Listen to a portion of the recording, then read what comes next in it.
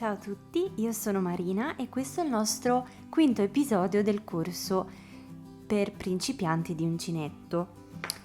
Oggi voglio farvi vedere una parte molto importante del lavoro che molto spesso viene dimenticata o non viene spiegata, che è il momento in cui voi state lavorando e vi ritrovate ad avere l'ultimo pezzetto del filato. Quindi come fare per unire la parte finale del filo con cui state lavorando con la parte iniziale del nuovo gomitolo. Io ho qui il mio lavoro già lavorato e vi faccio vedere due metodi che utilizzo. Dunque, il primo metodo è il metodo che utilizzo di più e viene chiamato Magic Knot in inglese. Io vi faccio vedere questo primo metodo utilizzando due colori diversi, semplicemente perché è più facile per voi vedere. Quindi vado a prendere il filo che stavo usando per lavorare il mio lavoro, ok? E poi prendo il mio filo nuovo, passo il filo sopra creando una X, quindi filo nuovo sopra il filo vecchio, passo sotto creando un anellino, vedete? Quindi ho creato un anellino, vedete? E vado a fare il nodino, quindi entro nel cerchiolino e faccio il nodino. Quindi praticamente è un nodino incastrando l'altro filo dentro, vedete? Vado a fare la stessa cosa con l'altra estremità. Vedete che il filo si muove. Quindi facciamo la stessa cosa da questa parte, quindi passo sotto per intrappolare e poi passo sopra di nuovo per intrappolare, diciamo, l'altro filo dentro il nodino e chiudo facendo il nodino, vedete?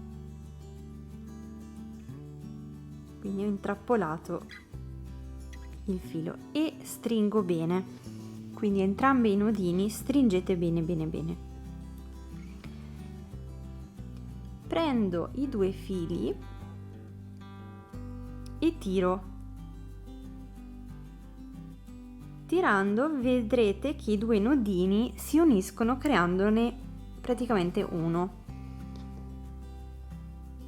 vedete? Mi raccomando, sempre tirate forte, quindi tirate bene bene.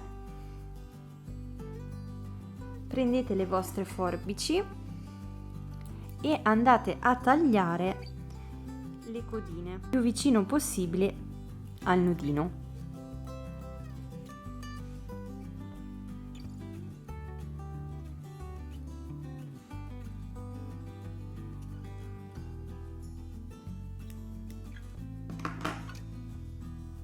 Vedete? Tirate, non si stacca, così potete continuare a lavorare. Vi faccio vedere.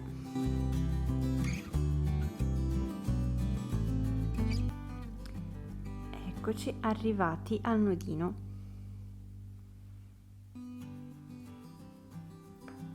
Vedete?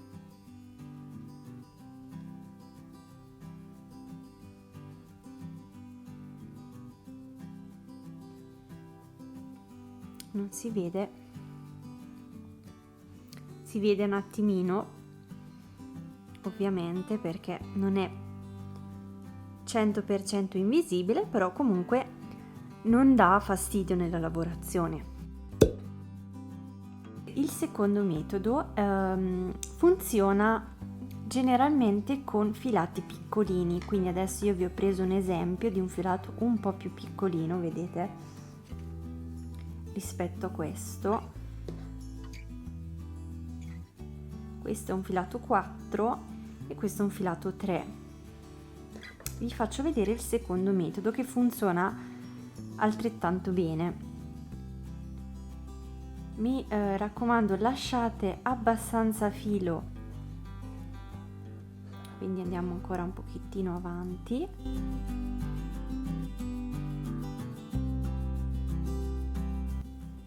Direi che così va bene. Quindi prendete il vostro filo e lo piegate in questo modo. Prendete il nuovo filo e lo fate passare dentro, creando un incrocio, vedete? Lo fate passare così, in modo che si incastrino. Prendete quindi questi due fili e lavorate con entrambi. Quindi questa parte la tenete per sicurezza con la mano destra mentre tenete il lavoro e lavorate normalmente con entrambi i fili.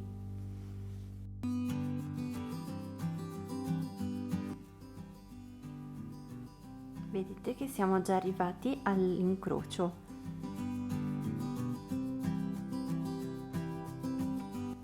Quando vi ritrovate ad avere la codina,